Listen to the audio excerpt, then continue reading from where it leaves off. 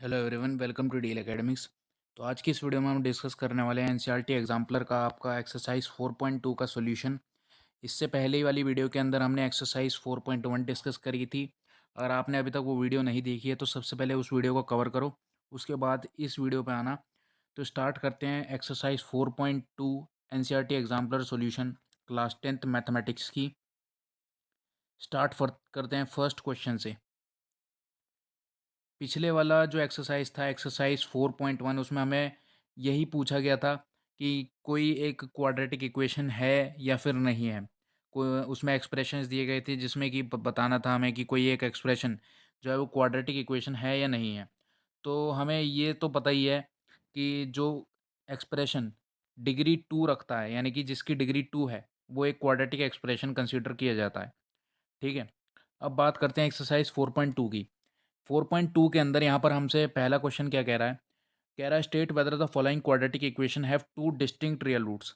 यहाँ पर बात कर रहा है दो डिस्टिंक्ट रियल रूट्स की।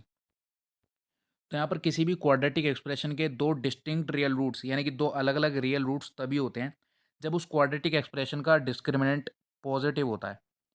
डिस्क्रिमिनेंट या फिर डी कह सकते हो, डी पॉजिटिव होता है। ठीक है। तो जितने भी एक्सप्रेशन हमें दे रखे हैं, इन सारे एक्सप्रेशन के लिए हमें चेक करना है या फिर कह सकते हो कि वेरीफाई करना है कि इन सारे एक्सप्रेशन का जो डिस्क्रिमिनेंट है वो पॉजिटिव है या नहीं है। तो स्टार्ट करते हैं फर्स्ट वाले क्वेश्चन से। फर्स्ट वाला क्वेश्चन कह रहा है x square minus three x plus four is equal to zero. X square minus three x plus four is equal to zero. ठीक है। तो यहाँ पर हमें दिख रखा है ये एक क्वाड्रेटिक एक्सप्रेशन है। ठीक है। अब सबसे पहले क्या करना है, सबसे पहले इसका डी कैलकुलेट करना है। डी कैलकुलेट करना है तो डी का जो हमें पता है फॉर्मूला होता है सिंपल बी स्क्वायर माइनस का फोर ए सी। ठीक है। तो इस एक्सप्रेशन के अंदर हमें ए बी और सी तीनों की वैल्यूज़ दे रखी हैं। ठीक है। ए बी सी और वी की वैल्यूज़ इसमें डी के एक्सप्रेशन में लगनी है। जैसे ही हमें डी कैलकुलेट हो जाएगा, अगर डी पॉजिटिव आया तो ये क्वाड्रेटिक एक्सप्रेशन के दो डिस्टिंक्ट रियल रूट्स होंगे। बात कर लेते हैं सबसे पहले इसकी। तो यहाँ पर दे रखा है बी स्क्वायर, तो बी क्या दे रखा है, यहाँ पर माइनस थ्री दे रखा है। तो बी को हमने माइनस थ्री रखा, माइनस फोर, ए यहाँ पर वन दे रखा है और सी की वैल्यू हमें दे रखी है यहाँ पर प्लस का फोर। ठीक है। इसे कैलकुलेट करेंगे, ये यहाँ पर हो जाएगा नाइन और ये हो जाएगा माइनस का सिक्सटीन। तो यहाँ पर हमें दिख रहा है कि अगर हम इसे कैलकुलेट करेंगे ये वैल्यू क्या आएगी, नेगेटिव आएगी। क्या आ जाएगी, नेगेटिव आ जाएगी। लेकिन हमें तो पॉजिटिव चाहिए, डी पॉजिटिव होगा तभी तो दो डिस्टिंक्ट रियल रूट्स होंगे। लेकिन इस केस में तो डी नेगेटिव आ रहा है। इस केस में जब डी नेगेटिव आ रहा है तो इस वाले क्वाड्रेटिक इक्वेशन के दो डिस्टिंक्ट या फिर दो अलग अलग रियल रूट्स नहीं होंगे। चलते हैं सेकंड वाले ऑप्शन पे। सेकंड वाला ऑप्शन कह रहा है two x square plus x minus one is equal to zero. Two x square plus x minus one is equal to zero. ठीक है ना। इसके केस में हमें डी कैलकुलेट करना है। डी की वैल्यू हो जाएगी यहाँ पर बी स्क्वायर माइनस का फोर ए सी। ठीक है ना। इस केस के अंदर हमें पता लग गया कि बी स्क्वायर माइनस, यहाँ पर बी की वैल्यू क्या दे रखी है, बी दे रखा है यहाँ पर वन, वन का स्क्वायर माइनस फोर, ए क्या दे रखा है, टू दे रखा है और सी दे रखा है यहाँ पर माइनस वन। इसे कैलकुलेट करेंगे, यहाँ पर ये हो जाएगा वन और ये हो जाएगा प्लस का एट, ये हो गया नाइन। तो यहाँ पर डी की वैल्यू क्या आ रही है, पॉजिटिव आ रही है। अब डी पॉजिटिव आ रहा है तो इस क्वाड्रेटिक एक्सप्रेशन के दो डिस्टिंक्ट रियल रूट्स होंगे। ठीक है ना। तो इस वाले क्वाड्रेटिक एक्सप्रेशन के दो डिस्टिंक्ट रियल रूट्स, दो अलग अलग रियल रूट्स होंगे। आगे वाले एक्सप्रेशन पे चलते हैं। आगे वाला थर्ड एक्सप्रेशन कह रहा है two x square minus six x plus nine by two is equal to zero. तो two x square minus six x plus nine by two is equal to zero, ये दे रखा है। ठीक है ना। अब ये जो अपॉन में दे रखा है इसे देखकर घबराना नहीं है। इसको एक सिंपल ट्रिक है, सबसे पहले क्या करना है, ये जो नीचे टू दे रखा है इसकी सभी एक्सप्रेशन से ऊपर मल्टीप्लाई कर देनी है, इसको इस एक्सप्रेशन को इक्वलाइज करने के लिए। कैसे करेंगे, जब इसकी मल्टीप्लाई करेंगे टू की ऊपर से तो ये हो जाएगा फोर एक्स स्क्वायर, ये हो जाएगा ट्वेल्व एक्स प्लस ये जब इसे हम मल्टीप्लाई करेंगे नाइन बाई टू को टू से मल्टीप्लाई करेंगे तो ये टू से टू कैंसिल हो गया, यहाँ पर यहाँ बचेगा नाइन। अब ये वाला जो क्वाड्रेटिक एक्सप्रेशन है इसके लिए हम डी को कैलकुलेट करेंगे। यहाँ पर डी की वैल्यू वही हो जाएगी बी स्क्वायर माइनस का फोर ए सी। बी क्या दे रखा है यहाँ पर माइनस ट्वेल्व दे रखा है, माइनस ट्वेल्व का होल स्क्वायर माइनस का फोर, ए दे रखा है हमें फोर और सी की वैल्यू दे रखी है हमें नाइन। ठीक है ना। इसको कैलकुलेट करेंगे तो ये हमें दिख रहा है यहाँ पर ये हो जाएगा one forty four minus nine four ज़ा thirty six, thirty six four twenty four twelve and one forty four, तो ये हो गया वन फोर्टी फोर। ठीक है ना।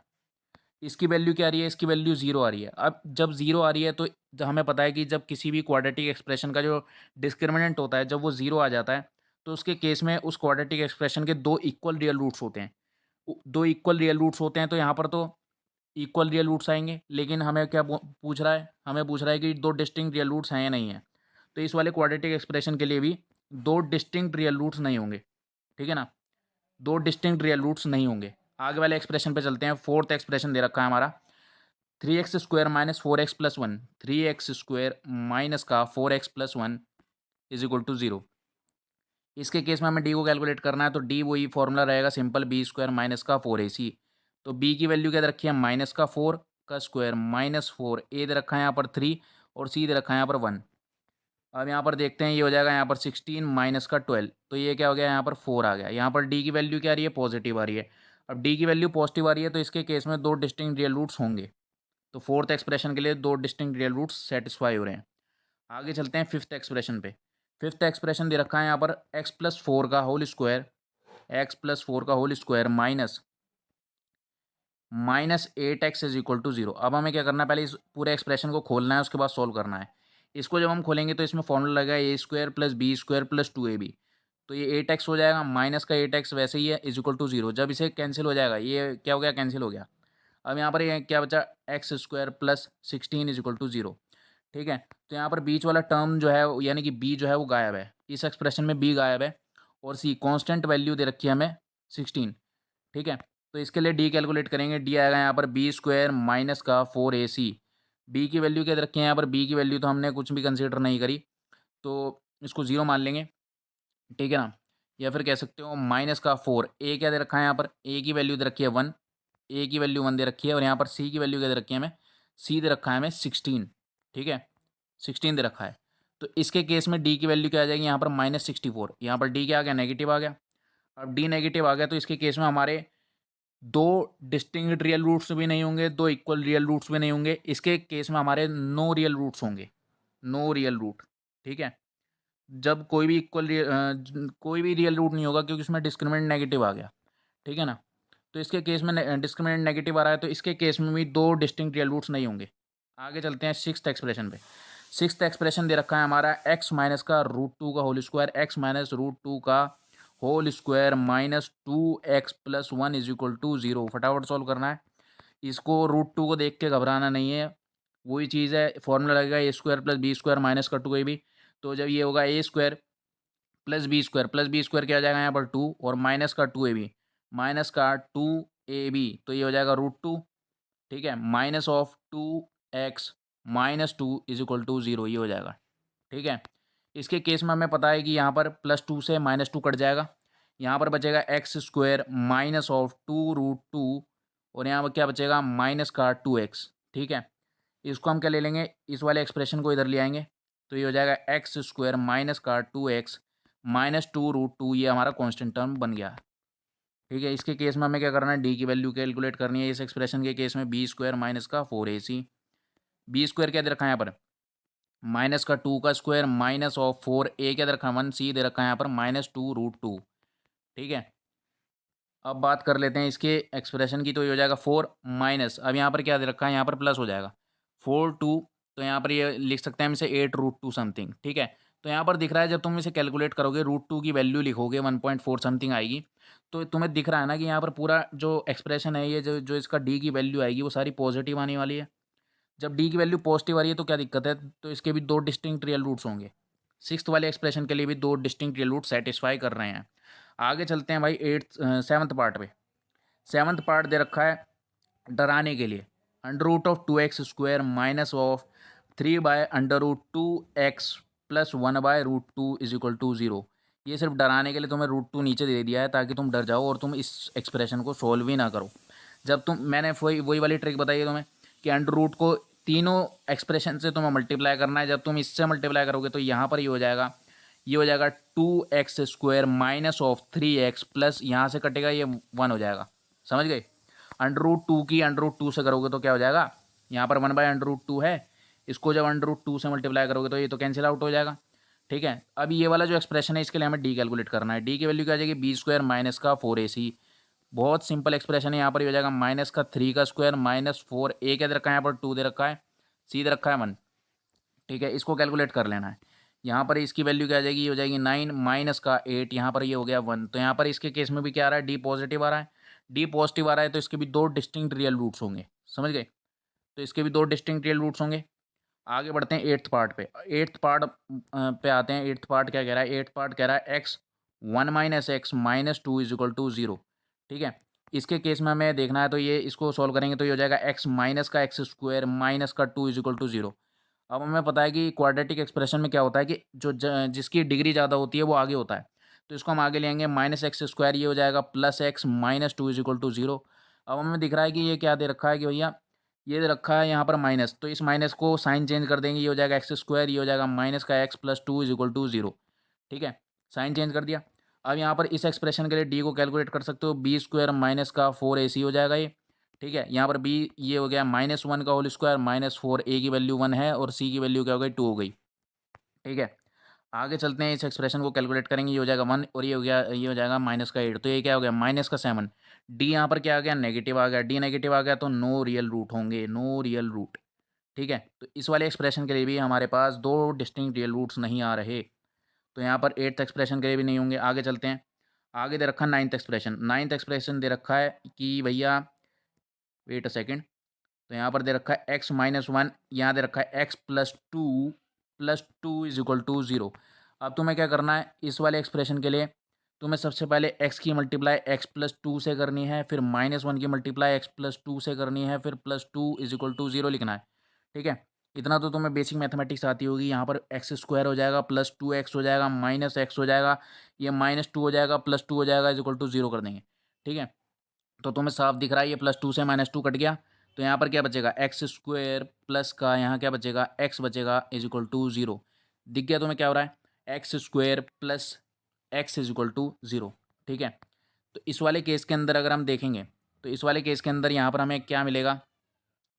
यहाँ पर अगर हम बात करें तो ये हो जाएगा एक्स को अगर हम इसमें से कॉमन उठाएं तो यहाँ क्या बचा है? X plus one is equal to zero.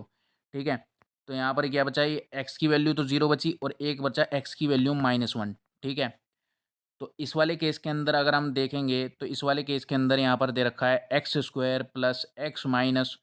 ठीक है, तो यहाँ पर इसको छोड़ो, ये वाली चीज़ नहीं करते हैं, इस वाली चीज़ को हमें नहीं करना है। ठीक है, ये हम कोई रूट नहीं निकाल रहे हैं इसके। तो इस वाले केस के अंदर क्या करना है हमें? ये दे रखा है हमें, हमारे पास इसमें इस वाले एक्सप्रेशन के अंदर सॉरी इस वाले एक्सप्रेशन के लिए अंदर हमारे पास सी यानी कि कांस्टेंट टर्म जो है वो जीरो दे रखा है, ये समझना है तुम्हें। डी की वैल्यू हम लिख लेंगे यहाँ पर क्या हो जाएगी? बी स्क्वायर माइनस का फोर ए सी। ठीक है, अब यहाँ पर बी की वैल्यू क्या आ रही है? बी की वैल्यू वन दे रखी है, बी इसका स्क्वायर माइनस फोर, ए क्या दे रखा है? वन दे रखा है, सी यहाँ पर जीरो दे रखा है। तो यहाँ पर तुम्हें दिख गया कि पूरा एक्सप्रेशन के अंदर यहाँ पर ये वन हो गया, ये तो जीरो ही हो गया पूरा, तो डी की वैल्यू यहाँ पर पॉजिटिव दे रखी है, तो यहाँ पर इसके दो डिस्टिंक्ट रियल रूट्स होंगे ही होंगे, तो नाइन्थ वाले एक्सप्रेशन के होंगे। आगे चलते हैं, ऐसे ही टेंथ एक्सप्रेशन के अंदर करना है हमें। टेंथ एक्सप्रेशन के अंदर क्या दे रखा है? यहाँ पर एक्स प्लस वन इंटू में x minus two plus x is equal to zero. ठीक है, अब आगे क्या करते हैं? इसको वही वैसे ही एक्सप्रेशन को खोलना है, एक्स माइनस टू से multiply plus one x minus two से मल्टीप्लाई फिर plus x is equal to zero. ठीक है, इस एक्सप्रेशन को सॉल्व करेंगे, एक्स स्क्वायर माइनस का two x plus x minus two plus x is equal to zero. ठीक है, अब हमें क्या करना है? हमें साफ साफ दिख रहा है कि ये माइनस का एक्स स्क्वायर, ये क्या बचेगा? ये बचेगा माइनस का एक्स। ठीक है, माइनस का टू प्लस एक्स, तो हमें यहाँ क्या दिख गया? प्लस माइनस एक्स कट गया, इज इक्वल टू जीरो बचा। ठीक है, इस वाले एक्सप्रेशन के अंदर हमारे पास बचा एक्स स्क्वायर माइनस का टू। ठीक है, माइनस का टू बचा। ठीक है, x square minus x minus two plus x, तो यहाँ पर एक्स और ये कट गया। ठीक है, तो इस वाले केस में क्या बचा? माइनस का two is equal to zero. ठीक है, अब क्या करना है हमें? हमें यहाँ पर दे रखा है कि कांस्टेंट टर्म भी दे रखा है और यहाँ पर ए भी दे रखा है, तो यहाँ पर बी जो है वो गायब है। बी को जीरो कंसिडर करेंगे, यहाँ पर डी कैलकुलेट करेंगे इस वाले एक्सप्रेशन के लिए। डी की वैल्यू हो जाएगी बी स्क्वायर का माइनस का फोर ए सी, बी क्या हो गया? जीरो हो गया, माइनस फोर ए सी, ए क्या दे रखा है? यहाँ पर ए वन दे रखा है, सी दे रखा है यहाँ पर माइनस टू। इसको कैलकुलेट करेंगे, ये हो जाएगा भैया एट हो गया। ठीक है, डी पॉजिटिव आ गया, तो इसके केस में भी दो डिस्टिंक्ट रियल रूट्स बैठेंगे ही बैठेंगे। ठीक है, तो टेंथ एक्सप्रेशन के लिए भी दो डिस्टिंक्ट रियल रूट्स जो है वो सेटिस्फाई कर रहे हैं। तो ये तो हो गया हमारा फर्स्ट क्वेश्चन। चलते हैं नेक्स्ट क्वेश्चन के ऊपर। सेकंड क्वेश्चन पर आ जाते हैं। सेकंड क्वेश्चन कह रहा है कि write whether the following statements are true और फॉल्स। तो हमें बताना है कि ये जो स्टेटमेंट्स दे रखी हैं ये ट्रू हैं या फिर फॉल्स हैं। ठीक है, ट्रू या फिर फॉल्स बताना है। ठीक है, पहली स्टेटमेंट पढ़ते हैं। कह रहा है every quadratic equation has exactly one root. ये कह रहा है कि हर एक क्वाड्रेटिक इक्वेशन का एग्जैक्टली वन रूट होता है।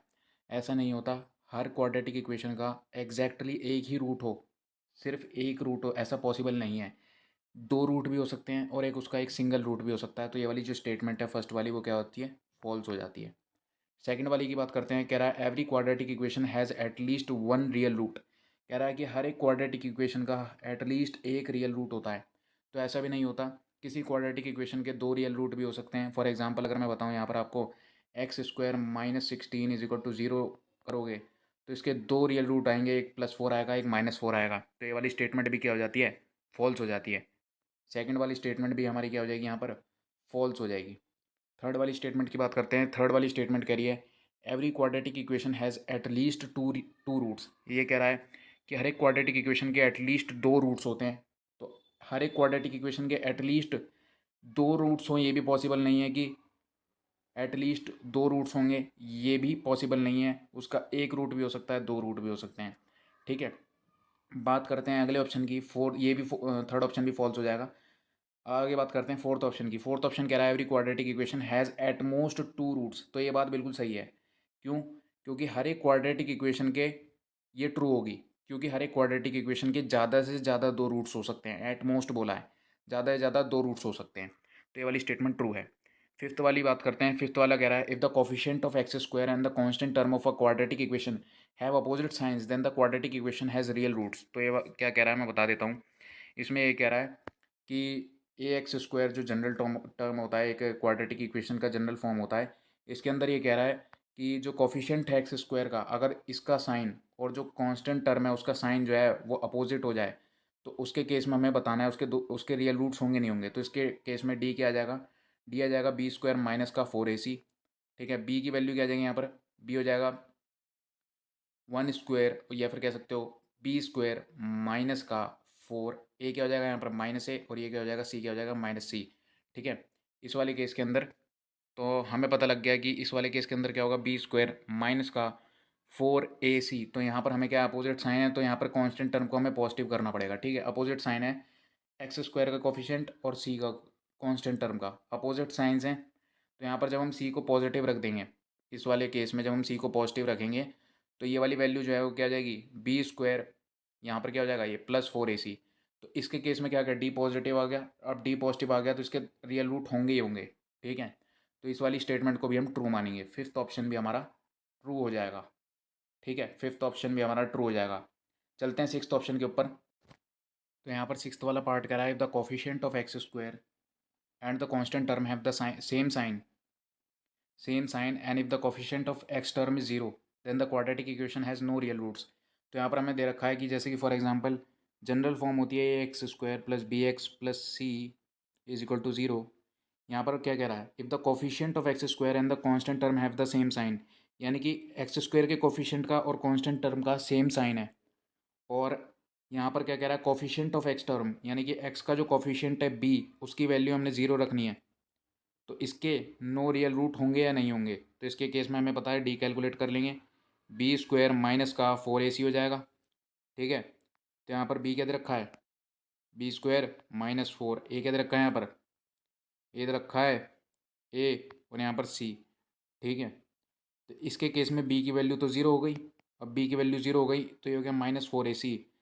तो इसके केस में हमारे पास डी की वैल्यू क्या आ जाएगी? डी की वैल्यू हो जाएगी -4ac। तो यहाँ पर डी की वैल्यू क्या आ गई? नेगेटिव आ गई। डी नेगेटिव आ गया तो इसके नो रियल रूट होंगे। तो इस वाली स्टेटमेंट को भी हम करेक्ट मानेंगे, यानी कि ये वाली जो स्टेटमेंट है वो ट्रू हो जाएगी। आगे बात करते हैं question number 3, question number 4, question number 5, question number 6 और क्वेश्चन नंबर 7। ये वाले जो क्वेश्चन हैं वो थियोरेटिकल क्वेश्चन हैं, यानी कि ये थियोरेटिकल क्वेश्चन हैं। ये जो क्वेश्चंस हैं वो आपको करके जाने की ज़रूरत नहीं है, क्योंकि ये आपके एग्ज़ाम पॉइंट ऑफ व्यू से इतने इंपॉर्टेंट नहीं है और एग्जामिनेशन के अंदर इनकी आने की प्रोबेबिलिटी बहुत ही कम है, इसलिए आप इन्हें स्किप कर सकते हो। और बाकी हमारे चैनल डील अकेडमिक्स को सब्सक्राइब ज़रूर कर लेना। ये वीडियो पूरी देख लियो तो चैनल को सब्सक्राइब कर लेना। और साथ ही साथ मैं बता रहा हूँ, जो भी जितने भी एग्जामिनेशन मटेरियल के अपडेट्स हैं वो हमारे चैनल पर रेगुलरली आते रहेंगे, और जितने भी एग्जामिनेशन मटेरियल है वो रेगुलरली अपलोड होते रहेंगे, इसलिए हमारे चैनल डील अकेडमिक्स को सब्सक्राइब ज़रूर कर लेना। Thank you for watching.